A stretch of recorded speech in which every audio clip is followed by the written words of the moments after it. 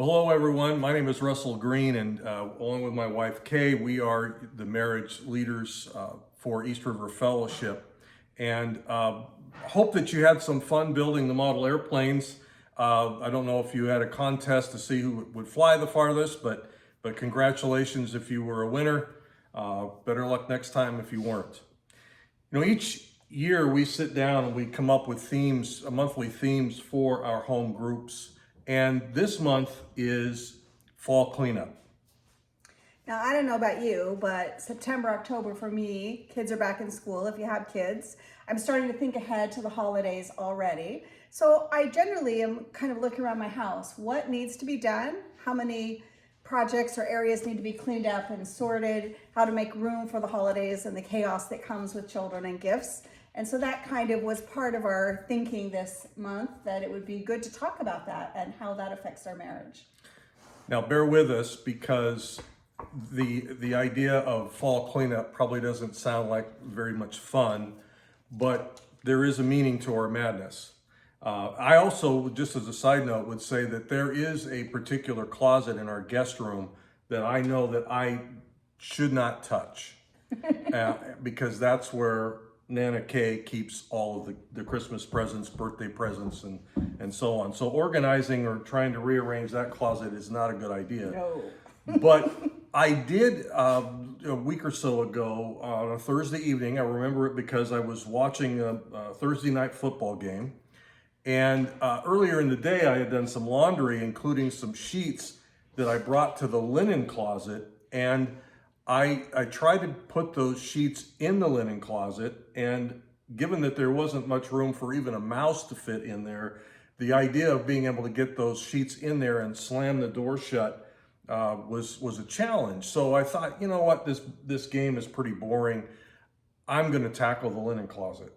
Now, one note, in our marriage, Russell is the one that organizes. He has that gifting, this Tetris skill of putting things back in an orderly way. Much more so than I. We each come into a marriage with the different gifts, and so we recognize each other's gifts, and this happens to be his. She calls it a gift, I call it an obsession. But in any event, I tackled the linen closet.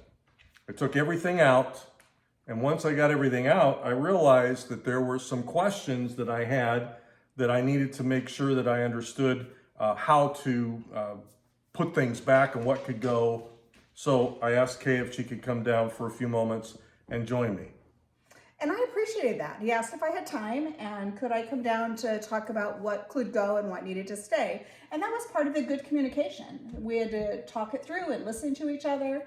There were some things that I cared about, those green placemats that I use at the holidays that you weren't sure we needed. But I knew when I have a group, I needed those that were there.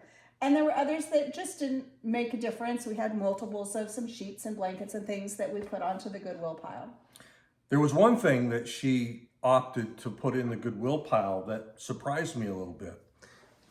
And it was this Afghan. Now, the story behind this Afghan is that it is one of the few things besides Kay and I that are still existing from our first year or so of marriage. My parents purchased a living room set for us. Brown plaid, 1979. Yep, oak trim, rounded oak trim. And Kay made this Afghan for our sofa. And she said didn't mean anything to her. She put it in the pile for Goodwill.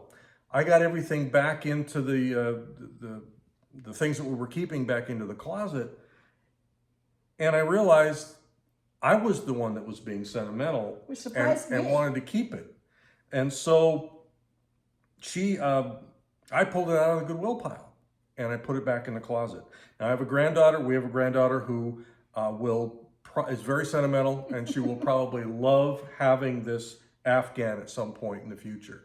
But I think the thing that we're really trying to stress here, it's not so much about cleaning a linen closet or your garage or whatever it might be, but is it how do you work together as a couple to accomplish things, whether it's building a model airplane, whether it's cleaning out the linen closet. There was a time in our marriage that this project would probably have not ended the way this did. This went well. We listened to each other. We worked together to solve it. But there was probably a time 20 years ago that you would have started that. You would have called me and I would have immediately felt guilty that I should have already had that taken care of, that maybe you were insinuating, why hadn't I done it? And there probably would have been some hard feelings, some tears. It would have been a frustration. Now, we've come a long ways in our marriage and our communication in 44 years. You asked for my help. I was able to give you that and to answer your questions, and then walk away and let you put everything away and be okay with that. Because I now understand that it is really your strength or obsession, but it took something off of a list that in the home that could be done, that needed to be done, and you happily did it. And there was no ill will towards me. You were just simply taking care of a project that needed to be taken care of. And we could talk about when we go camping, especially before we got the travel trailer that we have now, but that's a subject for another day. We may need counseling for that ourselves. So we won't get into that now. The point of this whole thing is this: how do we work together as a couple to accomplish even the most mundane and sometimes not even pleasant things? And we're going to turn you over to your group leaders. Got some questions to have an opportunity to discuss this. We wish you well and have fun with this. Thanks. Bye.